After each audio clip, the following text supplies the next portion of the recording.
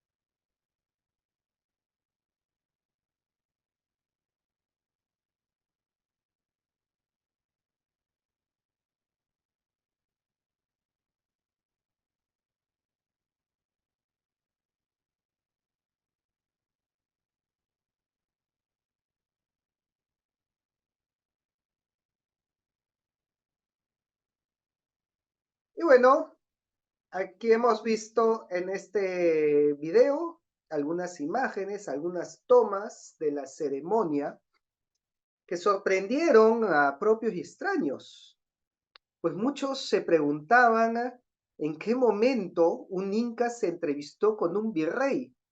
Y pues sí, esto fue un acontecimiento histórico, así que no se está inventando nada. Y realmente un inca, específicamente el inca Zairi Tupac, hizo un viaje a Lima desde Vilcabamba. Recordemos que Zairi Tupac fue el segundo inca de Vilcabamba, hijo de Manco Inca y sucesor de él a su muerte. Y por lo tanto, heredó la mascapaicha del legítimo inca Manco Cápac. Zairi Tupac recibe una carta de Felipe II que ha pasado desapercibida para nuestra historia, pero que tiene un trasfondo muy importante porque el mismo rey de España reconoce que la sublevación de Manco Inca fue por los abusos de los españoles mismos y que le dice a Manco Inca, ¿no? Me han llegado noticias que mis súbditos han cometido abusos contra su persona y por eso su sublevación ha sido justa y ahora os ruego, dice el rey, y fíjense, se dirige a Manco Inca diciendo, os ruego que busques a Blasco Núñez de Vela, el primer virrey del Perú, que os dará un buen tratamiento. Y bueno, esta carta no tuvo inmediato efecto, pero también gracias a las negociaciones de su tío, Pauyu Inca, y otras intervenciones, Zairi Tupac decide viajar a Lima junto a una corte de más de 300 personas, cargado en su litera como un inca. Esto lo explica muy bien dos cronistas, ¿no? Tanto Garcilaso de la Vega como Felipe Guamán Poma de Ayala. en donde cuentan la llegada del Inca a Lima y que dice que incluso fue recibido por fuegos artificiales, algo que me hubiera encantado ver en la ceremonia, pero bueno, era de día, no se hubieran apreciado tanto. Y estoy seguro que también más de uno hubiera dicho, ¿qué hace un Inca entrando con fuegos artificiales a la Plaza Mayor de Lima? Pero así es nuestra historia, imagínense. En la Plaza de Armas de Lima, precisamente el 5 de enero de 1558, se recibe al Inca Saidi Túpac en medio de fuegos artificiales y es recibido por el virrey Hurtado de Mendoza y por el arzobispo Jerónimo de Loaiza, primer arzobispo de Lima, en un encuentro que ha sido retratado también por el cronista Guamán Poma de Ayala. Y aquí podemos ver, ¿no?, esta ilustración en donde se ve este encuentro de el virrey a la izquierda y el Inca Saidi Túpac a la derecha. Así que este encuentro pues está fielmente documentado y en donde se sella una alianza, la alianza hispano-inca. Y de hecho hay toda una serie de anécdotas curiosas alrededor de este encuentro, ¿no? Primero, vemos en la imagen que Saidi Tupac Inca tiene la borla, la mascapaicha sobre la sien.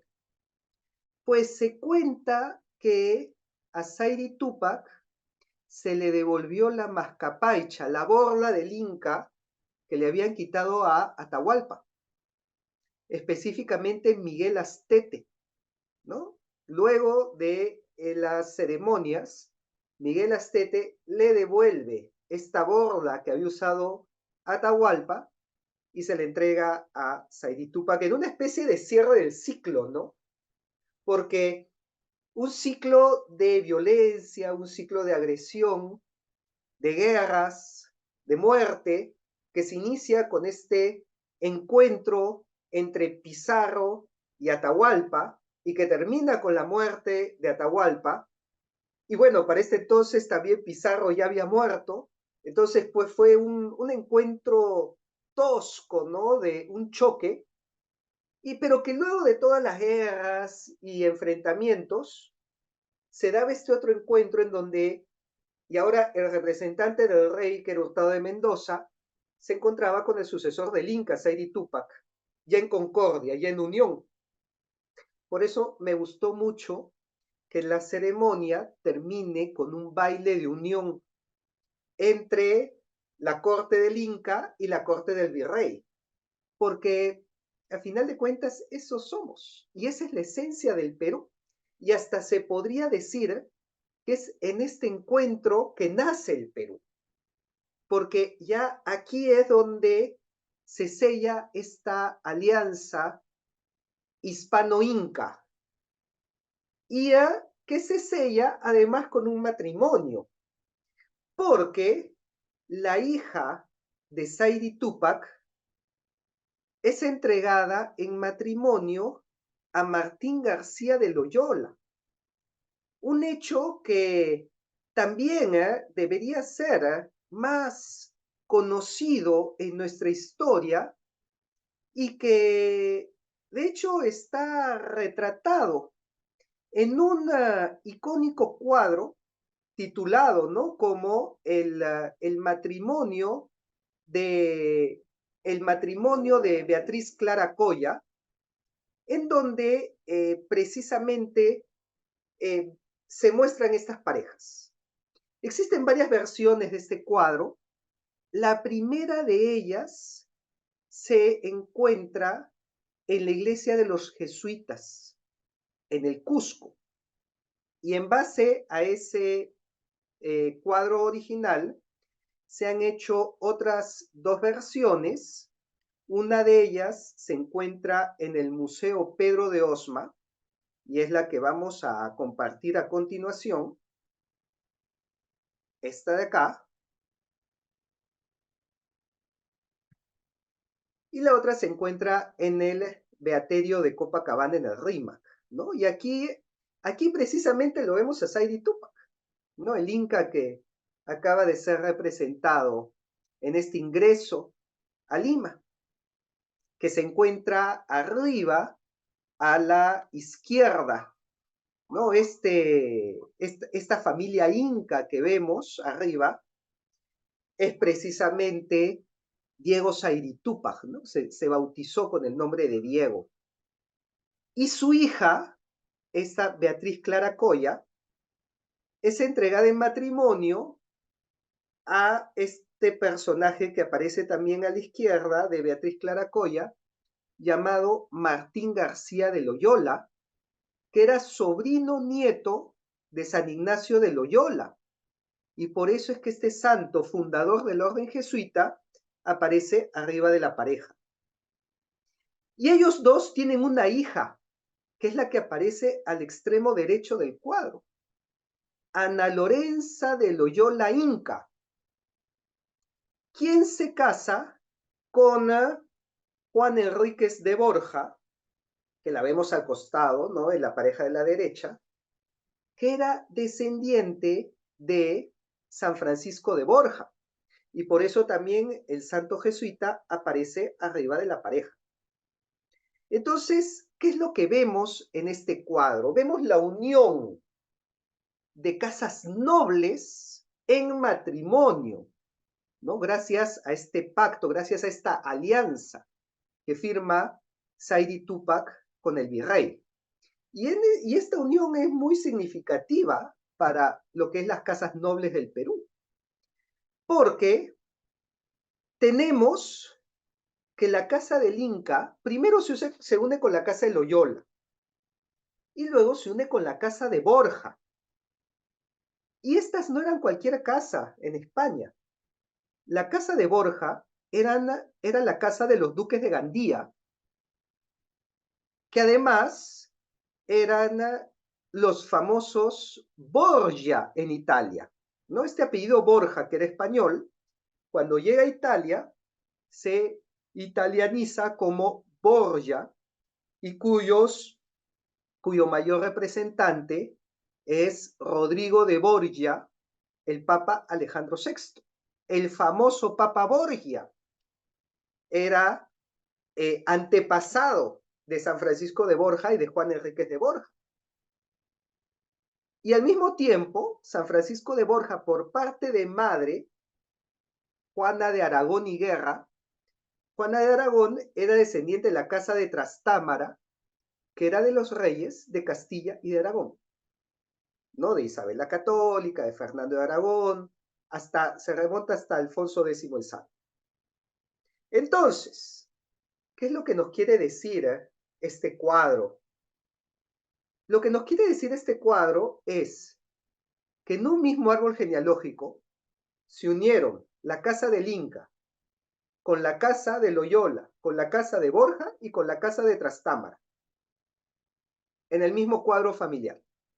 Y por lo tanto, en el mismo árbol genealógico encontramos dos papas, ¿no? Calixto III y Alejandro VI.